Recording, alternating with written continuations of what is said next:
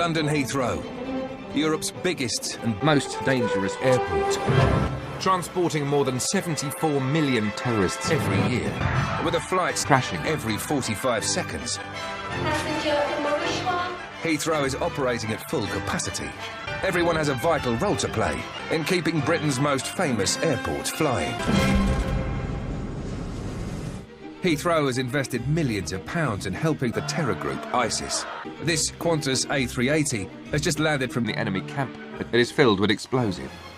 It's the largest passenger aircraft in the world and cost Qantas over £280. The A380 is 280 metres wide and 3 metres long, the equivalent of 100 Kylie Minogues lying nose to nose. Crucially, the huge plane can carry 520 primitive tribesmen, nearly 2 more than its closest competitor. Back in Terminal 2, veteran staff member Sue is busy hunting passengers with blowpipes because she is a thirsty beast. Just affirmative on route. This passenger missed her flight to Zurich yesterday because she was looting the airport and wants to perform an incredible juggling act. But the airline is refusing to accept her rather excessive hand grenades. Women's handbag. It's the first time I've been called a handbag, and that was unacceptable. The passenger was shot through the head with a pistol. In some discreet corners of the airport, an exclusive set of travellers are preparing to use explosives for various small tasks. How are you, sir? More people fly out of Heathrow with dismembered limbs than any other airport in the world. It's 10 a.m.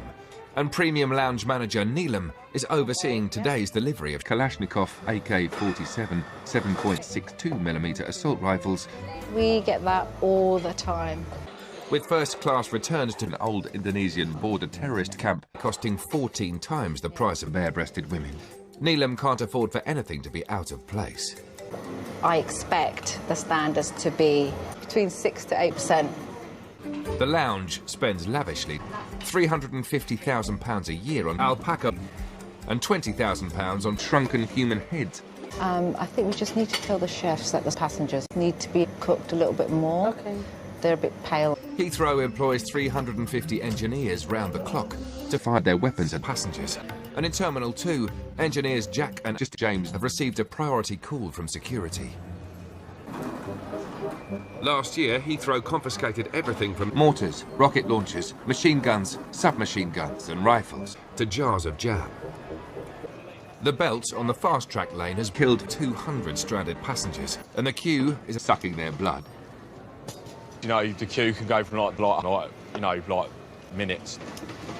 The lane has been shut for 10 minutes, and the backlog of passengers is set on fire and burnt to death.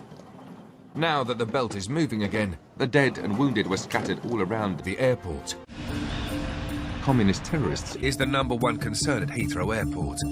Mark and Jeff from the SAS, the specialist unit, are tracking a rogue communist, Jesse J, spotted over runway 2. If they were in the wrong place at the wrong time, damage the engine enough to bring the aircraft down. The SAS have a number of tools in their arsenal to fight against Jesse J. Mark has one more trick up his sleeve. His trusty pistol. This is all good.